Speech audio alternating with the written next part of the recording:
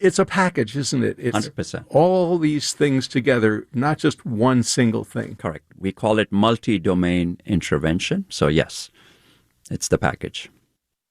You're listening to Dr. Murali Doraiswamy, professor of psychiatry and director of the Neurocognitive Disorders Program at Duke University School of Medicine.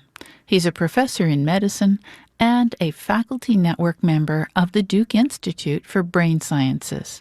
Dr. Doraiswamy is also an affiliate in the Duke Center for Applied Genomics and Precision Medicine. You know, Terry, it's not just the package. It's also the genes. And, you know, your dad was not a big crossword puzzle guy, but he lived into his late 90s as well. He did, and for much of that time, his brain was good.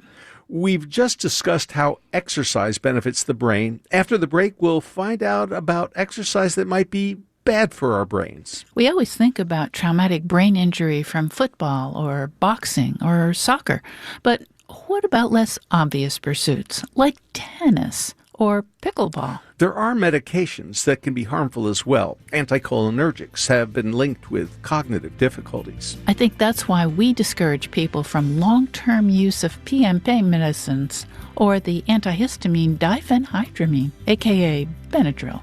Do sleeping pills increase the risk of dementia?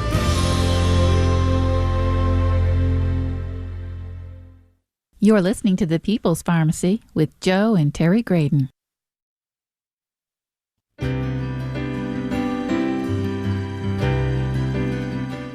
It's The People's Pharmacy on WUNC. I'm Freddie Jenkins. Thanks for listening today.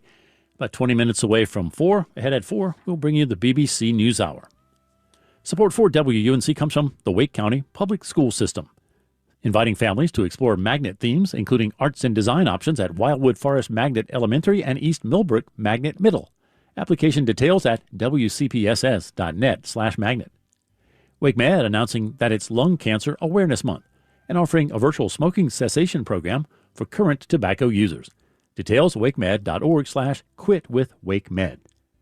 And McIntyre's Books in Farrington Village, hosting Libby Buck as she discusses her new novel, Port Anna, Saturday, November 22nd at 11 a.m. Learn more at mcintyresbooks.com.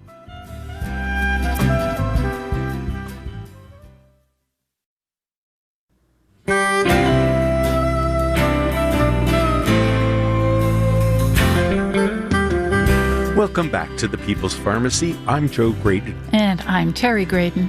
The People's Pharmacy is brought to you in part by Sonu, an FDA-approved drug-free treatment for nasal congestion and runny nose, using sound instead of steroids. More at getsonu.com. That's GetSONU.com. Recently, a study published in Nature Medicine showed that older people who are more physically active have less cognitive and physical decline. That held even for those who already had amyloid buildup in their brains, apparent on scans. The amount of physical activity wasn't extreme. People took at least 5,000 steps a day to 7,500 steps. The amyloid in their brains didn't change, but with that activity, they had less tau accumulation. Walking seems like a pretty safe activity, as long as we can manage it without risking a fall. Some other physical activities may be riskier for the brain. We'll find out about the dangers of football or soccer, in which there are repeated blows to the head.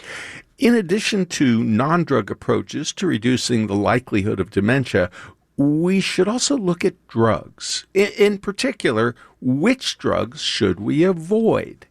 You might be surprised how many common medications may impact the brain. Our guest is Dr. Murali Doraiswamy, professor of psychiatry and behavioral sciences. He is director of the Neurocognitive Disorders Program and a professor in medicine at Duke University Medical School. He's a member of the Duke Institute for Brain Sciences. Dr. Doraiswamy is a senior fellow of the Center for the Study of Aging and Human Development.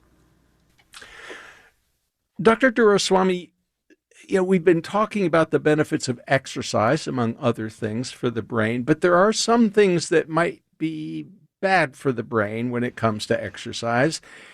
And I'm thinking about football for younger kids, even with a helmet on. I'm thinking about soccer and heading the ball. I'm thinking about boxing, especially, or any place where you might injure your brain. It just doesn't seem like such a great idea. What does the science say?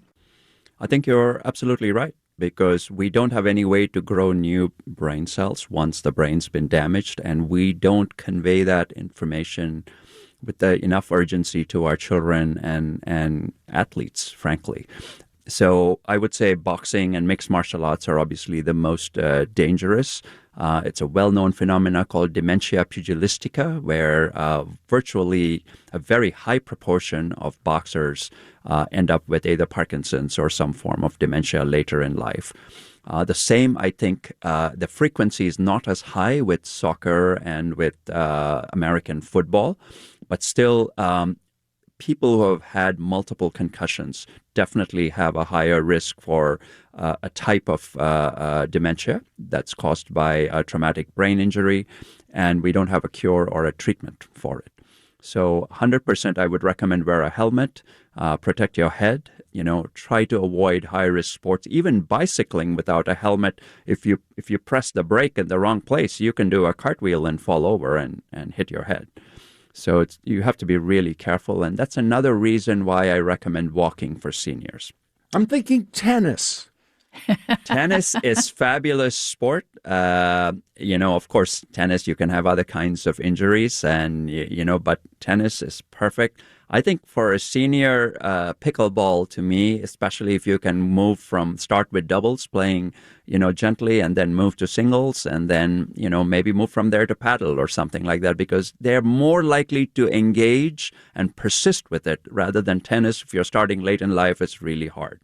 Now, ultra marathons is another. There's some new findings suggesting that if you do ultra marathons, there's shrinkage of the brain. So you'd say, don't do an ultramarathon. Well, I mean, if you do it once in a while, it's okay. Like it would be like going on a binge drinking episode once. You got to do it in college as a rite of passage, maybe, to run the New York Marathon. So I'm not telling anyone don't do it, but don't do it super regularly, because it's a stressful experience for your body. I'd like to ask you about medications, because we've talked about some of the medications that have been developed for dealing with Alzheimer's. They haven't been very effective, but we have a whole slew of drugs, some of which are available over the counter, that might not be good for the brain. So perhaps you could start with what we call anticholinergics. What are they, and why might they be deleterious? Sure. Anticholinergics are called that because they block the actions of a system in the brain called the cholinergic system.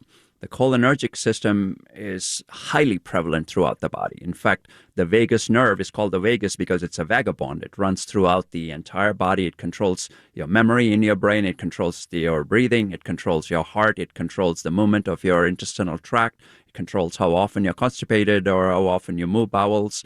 It controls the contractions of your muscle, everything, right? So acetylcholine, the chemical that's used by this system, is crucial for memory in the brain. And anticholinergic drugs, if they block this chemical, they impact your memory. Many of the older medicines, especially older antidepressants, some of the older sleeping aids, medicines that are used by a urologist to control frequent urination, all of these can have friendly fire on the brain.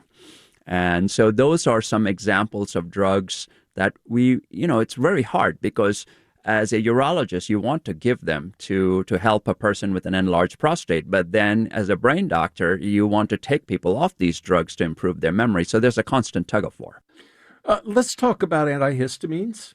Yeah. There is what we call the first generation antihistamines. One of them is chlorpheniramine, but the one that is so popular these days is diphenhydramine. It's the ingredient in Benadryl. Correct. And it has become so popular in all of the over-the-counter PM pain medicines. Correct. Because it makes people drowsy. Anybody who's taken Benadryl during the day will often complain, it makes me sluggish, I can't think as clearly. But now millions of people are taking Advil and Aleve and you name it with diphenhydramine. It's a low dose, but it's day in and day out, because once you get into a sleeping pill cycle, you just take it in case I might not fall asleep tonight. So your thoughts about diphenhydramine? Well, I think you stated it pretty well. I think if you use it persistently for long periods of time, it's going to have deleterious brain. And whether or not the effects are reversible still are not fully proven. But generally, we believe that, with anticholinergic drugs, if you can stop using it, you can reverse the drugs for the most part. You may not get back to where you were, but while you're taking them, it's you're probably performing at 15-20% lower than what you ought to be. So it could impact your driving. It could impact operating heavy machinery. If you're taking an exam or a test or mission critical like a pilot, or you need to be extremely careful with these drugs. Now, The same may also be true for some over-the-counter, what shall I call it, herbal products that claim to mimic some of these antihistamines. so perhaps you don't want to be taking an herb that is supposed to put you to sleep. Yeah. We don't know. I mean, it depends on the herb, but yes, some of them, yes. I do Like have... valerian, for example, could potentially do the same thing. And my question is about prescription sleeping pills. I know it's been controversial. Do they or do they not increase a person's risk for developing dementia? And perhaps you have some insight on that. I don't have any additional insight. It still remains somewhat controversial and unproven. There's a big range of sleeping pills. The newer sleeping pills versus the older ones. And of course, some of the antihistamines are used as sleeping pills as well. And some of the antidepressants are used as sleeping pills as well. So I would say, the evidence is mixed. We continue to have to use them because on the one hand, sleep we know is crucial for memory archival. Sleep we know is crucial for immunity. There's even new evidence suggesting that if you don't sleep well, then the clearance of some of the toxic products in the brain is impaired through the lymphatic channels. So you want people to sleep well. And we don't have, a great choice. Some of the newer sleeping pills that are more expensive, so people who can't afford them need to take the older version. So it's a constant battle. There is a lot of controversy around the benzodiazepines, the benzos, anti-anxiety agents. Also, the proton pump inhibitors, the PPIs that you can now buy over the counter, omeprazole, esomeprazole, lansoprazole. And doctors are now prescribing the gabapentinoids, the gabapentin and the pregabalin for pain. Correct. We want to caution people never stop any of these drugs suddenly because it can precipitate something called discontinuation syndrome. That's the sanitized version. It's otherwise known as withdrawal. Sure. So give us a quick understanding that even though there is a bit of a cloud on some of these drugs when it comes to cognitive function, no one should undertake stopping these drugs because they're a little concerned. Yes, absolutely. Drugs like this should be tapered off. You should talk to your clinician, physician, and gradually taper them off. It's a little bit like if someone's been drinking for a long period of time, they're chronic alcoholic, we never advise them to go cold turkey. We usually have them come in, put them on a regimen of a taper before they go cold turkey. So I think it's somewhat similar to this because you don't want your brain to go from one state to another state when it's dependent on a medicine like abruptly. Now, I will challenge you on that taper problem. Yeah. We have been complaining for years that the drug companies haven't come up with guidance. Yeah. The FDA hasn't come up with guidance. And many of the professional organizations haven't come up with guidance. As everybody says, yes, slow taper. Well, the drug companies have